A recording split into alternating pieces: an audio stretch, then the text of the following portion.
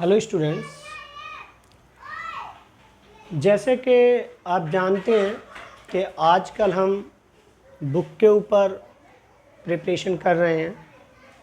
आज आपकी footprint without feet जो बुक है उसका ये फर्स्ट पार्ट है, a triumph of surgery. A triumph of surgery, देखो ट्रिम्फ माने वैसे तो विजय होता है, ऑफ सर्जरी शल्य कक्ष की विजय।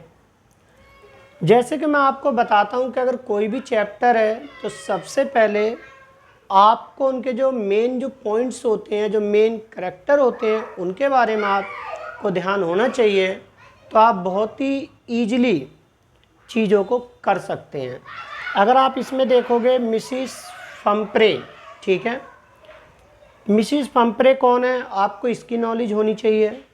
टिर्की कौन है इसमें, और मिस्टर हैरियट कौन है।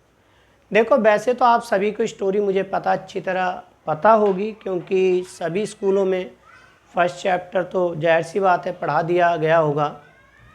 अगर आप देखोगे इसमें तो इसमें जो मिसिस फम्प्रे है वो एक लेडीज है और उसके पास एक डॉग है जिसका नेम टिर्की है।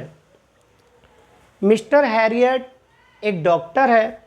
मिसिस फम्प्रे जो उसका डॉग है उसे लेके बहुत परेशान है, क्योंकि उसका वेट बढ़ता जा रहा है और वो कुछ खाता पीता नहीं है। मिस्टर हैरियट जो है वो जब टिर्की की कंडीशन को देखता है तो वो समझ जाता है कि इसे घर पर अगर इसे रहने देंगे तो इसका ट्रीटमेंट अच्छी तरह नहीं हो पाएगा। इसीलिए वो डिसाइड करता है कि उसे अपने साथ जो उसका सर्जरी है वहाँ ले जाने का निश्चय करता है और वहाँ ले जाकर फिर उसका वो इलाज करता है। वहाँ जाने के बाद जो टिर्की है वो ठीक भी हो जाता है। तो देखो इसमें 2-3 क्वेश्चन इम्पोर्टेंट हैं जो आपको आने चाहिए। अगर फर्स्ट ऑफ ऑल जो मिसिस फम्प्रे उससे रिलेटेड क्वेश्चन आपको पहले पता होना चाहिए।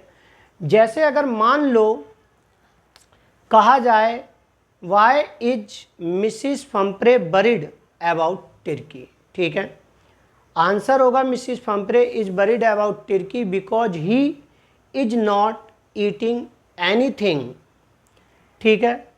सेकंड थिंग, अगर क्वेश्चन आपसे पूछा जाता है is Mrs Pumphrey doing good with him, देखो इसका आंसर क्या है, Mrs Pumphrey is not doing good him because she was giving him a lot of food to eat, but she is not just making him forced to exercise। तो जिस कारण से वो खाना तो खा रहा है और मोटा होता जा रहा है, जिस कारण से उसे चलने में परेशानी होती है। टिर्की कौन है, देखो इसका तो खैर कोई ज़्यादा क्वेश्चन बनना ही नहीं है, टिर्की इज ए डॉग, ठीक है। मिस्टर हैरियट के ऊपर आते हैं, इससे रिलेटेड क्वेश्चन बनते हैं बहुत important. Who is mister Harriet, जैसे क्वेश्चन ये हो गया। ये सबसे ज़्यादा जो आपके एग्जाम में क्वेश्चन पूछा जाता है वो ये पूछा जाता है why did Mr Herriot decide to take Tricki in the surgery. तो देखो जो मिस्टर हैरियट है वो डिसाइड इसलिए करता उसे ले जाने के लिए सर्जरी में, क्योंकि वहाँ पर उसने कई बार देख लिया उसे ट्रीटमेंट करके भी, घर पर उसे मेडिसिन दे के भी, पर मिसिस फम्प्रे उसे इतना प्यार करती थी कि उसे एक्सरसाइज नहीं कराती थी और उसे ज़्यादा से ज़्यादा खाना देती थी, जिस कारण से उसने डिसाइड किया उसे सर्जरी में ले जाने का। एक क्वेश्चन बनता है इसमें जो आता है आपका, why did Mr Herriot want to keep Tricki as a permanent guest. देखो ये क्वेश्चन बहुत ही इम्पोर्टेंट है। Mr Herriot wanted to keep Tricki as a permanent guest because when he was in the surgery then Mrs Pumphrey was sending a lot of things for the dog but they were not, मीन्स Mr Herriot और Mr Herriot के जो दोस्त या जो भी और doctors थे सर्जरी में, they were not giving all the things to Turkey, they were eating these things themselves. That's why they thought to keep Turkey as a permanent guest.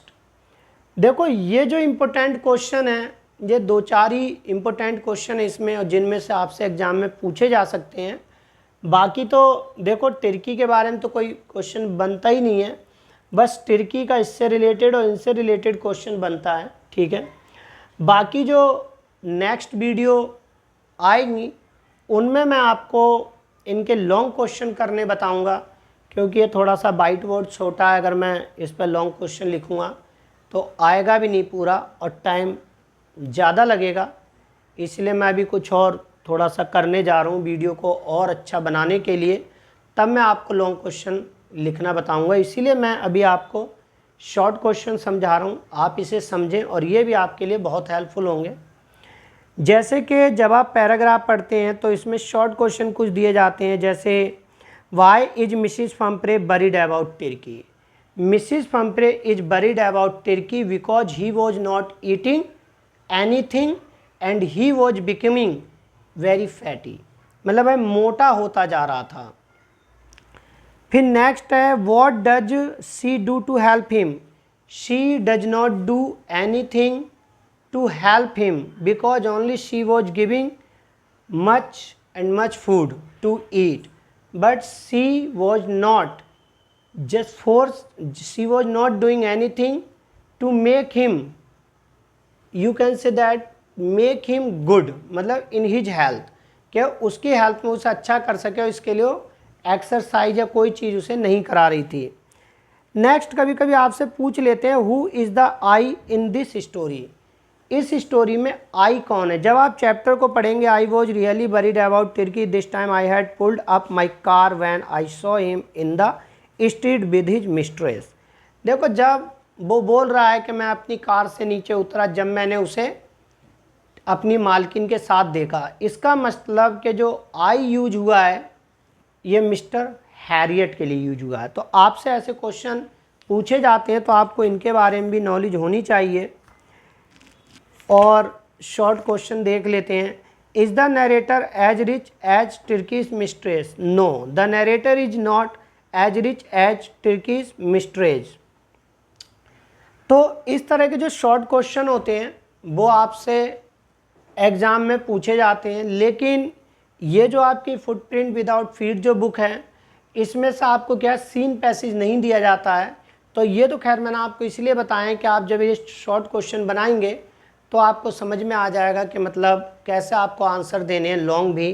पर जो मैंने दूसरी जो फर्स्ट फ्लाइट आपको बुक जो मैं पढ़ा रहा हूँ उसमें आपको सीन पैसेज दिए जाते हैं, तो उसमें से आपको शॉर्ट क्वेश्चन पूछे जाते हैं। आप इस चैप्टर की प्रैक्टिस करें। अगर कोई प्रॉब्लम है तो आप मुझे कमेंट करके बताएं, मैं आपकी हेल्प करूंगा। और इस वीडियो को लाइक करें और अपने दोस्तों के साथ शेयर करें। Thank you for watching this video.